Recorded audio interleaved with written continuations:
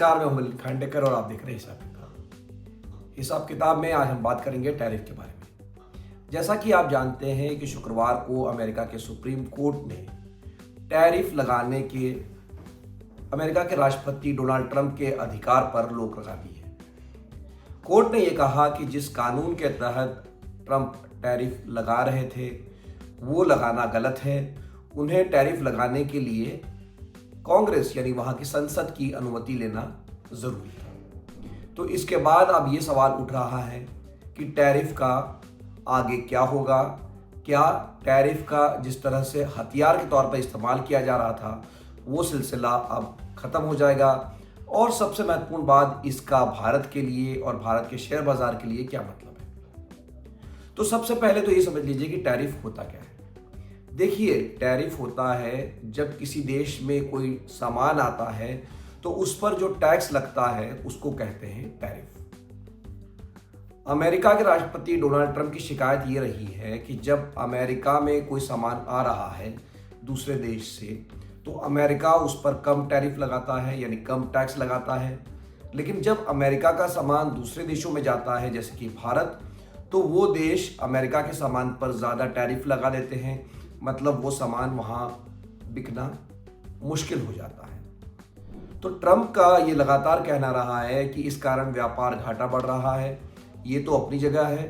दूसरी जगह यह है, चूंकि टैरिफ कम है अमेरिका का, तो कंपनियों ने दूसरे देशों में सस्ते लेबर का फ़ायदा उठाकर सामान बनाना शुरू कर दिया और उन देशों में सामान बना के वो अमेरिका में लाते हैं। तो इससे नौकरियां अमेरिका की जगह दूसरे देशों में बन रही है, जबकि जो कंज्यूमर है, मतलब जो खरीदार है, वो है अमेरिका के लोग। तो ये आर्ग्यूमेंट देकर ट्रंप ने पिछले साल भर में दुनिया भर के देशों पर टैरिफ लगा दिया, रेसिप्रोकल टैरिफ। मतलब जो जितना अमेरिका पर लगाएगा उसका अनुपात में उन्होंने उस देश पर उतना टैरिफ लगा दिया। और जब ये टैरिफ दनादन लगाए जा रहे थे ट्रंप, तो उनका जो साथ दिया, जो आधार था कानूनी, वो था international emergency economic powers act, IEEPA। इस कानून के तहत ट्रंप ने सारे देशों पर टैरिफ लगा दिया। तो इस टैरिफ लगाने के आदेश को अमेरिका के जो कंपनियां हैं उन्होंने सुप्रीम कोर्ट में चुनौती दी थी, और शुक्रवार को सुप्रीम कोर्ट ने यह फैसला सुनाया कि ये टैरिफ लगाना गलत है। अगर टैरिफ लगाना है तो उसका अधिकार कांग्रेस के पास है, मतलब वहाँ की संसद के पास है, और संसद की अनुमति के बिना चूंकि ये टैरिफ लगाया गया है इसलिए ये गलत है, इसे बंद किया जाए। तो वो टैरिफ का जो हथियार था, जो रास्ता था लगाने का, वो बंद हो गया। तो अब सवाल ये है कि आगे क्या होगा। तो देखिए, ऐसा नहीं है कि सुप्रीम कोर्ट के फैसले के बाद में डोनाल्ड ट्रंप कोई टैरिफ ही नहीं लगा पाएंगे। अभी भी उनके पास एक रास्ता है, एक क्या तीन रास्ते हैं कम से कम। और एक रास्ता तो जो सबसे आसान था, जो था टेम्पररी टैरिफ का, वो उन्होंने इस्तेमाल कर लिया है।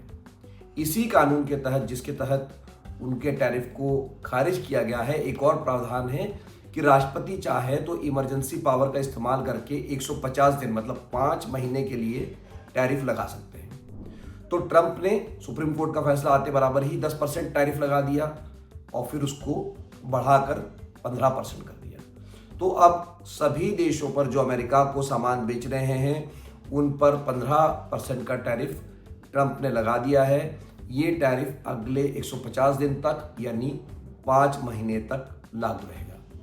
लेकिन इसके बाद भी ट्रंप को रास्ता खोजना पड़ेगा अगर उनको एक झटके में सभी देशों पर टैरिफ लगाना है। उनके पास अभी भी 2 कानूनी रास्ते हैं। एक कानूनी रास्ता है राष्ट्रीय सुरक्षा के नाम पर, और एक रास्ता है अनफेयर ट्रेड प्रैक्टिस के नाम पर, कि कोई सामान डंप किया जा रहा है, सस्ते में बेचा जा रहा है अमेरिका में। तो इन रास्तों का इस्तेमाल करके उन्होंने स्टील और एल्यूमिनियम जैसे जो मेटल है उस पर उन्होंने टैरिफ पहले से लगा रखा है। लेकिन ये जो 2 रास्ते हैं थोड़े मुश्किल भरे हैं। अगर उनको राष्ट्रीय सुरक्षा के नाम पर या ट्रेड प्रैक्टिसेस के नाम पर टैरिफ लगाना है तो पहले उन्हें उसकी जांच करनी पड़ेगी, क्या सचमुच में कोई अनफेयर ट्रेड प्रैक्टिसेस हो रही है या सचमुच में क्या ये राष्ट्रीय सुरक्षा के खिलाफ है, कमेटी बैठाकर जांच करनी पड़ेगी। जांच करने के बाद सुनवाई भी करनी पड़ेगी और तब जाकर टैरिफ लग सकता है। कुल मिला के ये जो रास्ता, ये जो विकल्प अवेलेबल है, ये ताबड़तोड़ टैरिफ लगाने का नहीं है। ये है एक लंबा रास्ता है जो टैरिफ लगाने के लिए ट्रंप को इख्तियार करना पड़ेगा, जो कि उनकी जो स्टाइल है उससे ये मेल नहीं खाता। तो कुल मिला के टैरिफ लगाना इतना आसान नहीं रह जाएगा। लेकिन अब सबसे आखिर में हम बात कर लेते हैं कि भारत पर क्या असर पड़ेगा। तो देखिए, भारत का जो 18% एक्सपोर्ट है सामान का, वो अमेरिका में होता है। मतलब अगर $100 का एक्सपोर्ट भारत कर रहा है तो $18 का सामान जो है भारत अमेरिका को बेचता है। लेकिन पिछले साल वहाँ 50% टैरिफ लग गया। अलग अलग कारणों से लगा। पहले 25% लगा रेसिप्रोकल टैरिफ, यानी जो international economic emergency power act के तहत लगा। फिर 25% और लगा दिया कि आप रूस से तेल खरीद रहे हैं। तो ये 50% पे पहुंच गया था भारत के सामान का जो टैरिफ था। याद कीजिए कि ट्रंप के आने से पहले ये टैरिफ 3 से 4% तक होता।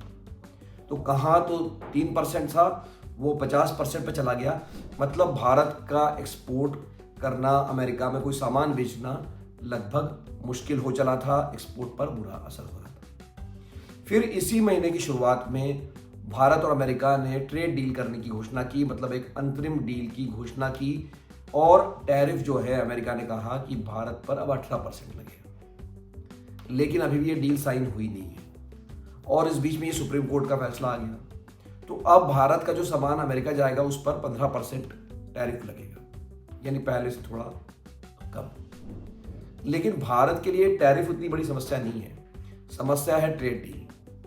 अब सवाल ये है कि अमेरिका ने जब पहले ट्रेड डील 18% पे कर रखी है और अगर अभी टैरिफ 15% है, तो क्या वापस से वो डील निगोशिएट होगी?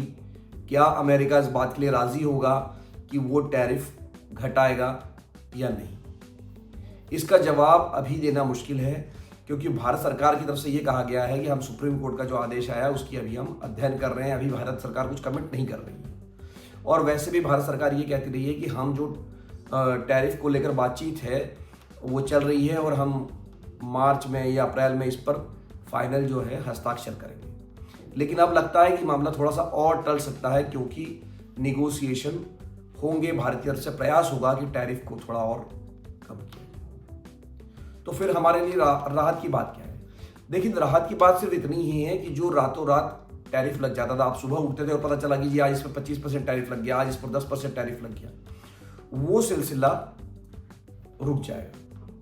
ये जरूर हुआ कि सुप्रीम कोर्ट का आदेश आया तो डोनाल्ड ट्रंप ने पहले 10% टैरिफ लगाया, फिर वापस 24 घंटे बाद उसको बढ़ाकर 15% कर दिया। पर यहाँ राहत की बात क्या है कि ये जो टेम्पररी टैरिफ है ये 15% से ज़्यादा नहीं हो सकता। मतलब जो अधिकतम है 15% वो उन्होंने लगा दिया है, वो इससे नीचे जा सकते हैं, इससे ऊपर नहीं जा सकते। तो शेयर बाजार को ये जो चिंता होती थी कि आज सुबह उठे और पता चला कि जी टैरिफ लग गया, तो वो जो अनिश्चितता थी वो अब दूर हो जानी चाहिए। और न केवल शेयर बाजार के लिए बल्कि जो भारतीय अर्थव्यवस्था के लिए भी जो एक अनिश्चितता बनी हुई थी कि कितना टैरिफ होगा, कैसे होगा, ये जो ताबड़तोड़ टैरिफ लगाने की या टैरिफ को एक हथियार के तौर पर इस्तेमाल करने की जो बार बार अमेरिका कर रहा था, उस पर ज़रूर रोक लग सकती है। लेकिन अभी ये कहानी ख़त्म नहीं हुई है। ये कहानी तभी ख़त्म होगी जो भारत और अमेरिका अपनी जो बायलैटरल ट्रेड डील है, मतलब दोनों देश जब तय कर लेंगे, अंतिम रूप से दस्तखत कर देंगे कि कितना सामान पर वो टैक्स लगाएंगे, अमेरिका कितना लगाएगा और भारत कितना लगाएगा। अमेरिका ने कहा हुआ है कि हम 18% लगाएंगे, लेकिन अभी उसने टैरिफ कर दिया 15%। तो यही बात अब देखने वाली रह गई है। लेकिन उम्मीद करते हैं कि रोज़ रोज़ जो टैरिफ का टंटा था वो थोड़ा कम हो सकता है और बाजार कुछ राहत की सांस ले सकता है। हिसाब किताब का ये अंक देखने के लिए आपका बहुत बहुत धन्यवाद। नमस्कार। और हमेशा की तरह अगर हिसाब किताब को लेकर आपके कोई सवाल है तो वो कमेंट बॉक्स में लिखकर भेजिए। मेरी कोशिश होगी आपके सवालों का जवाब देने की। एक बार फिर से आपका बहुत बहुत धन्यवाद। नमस्कार।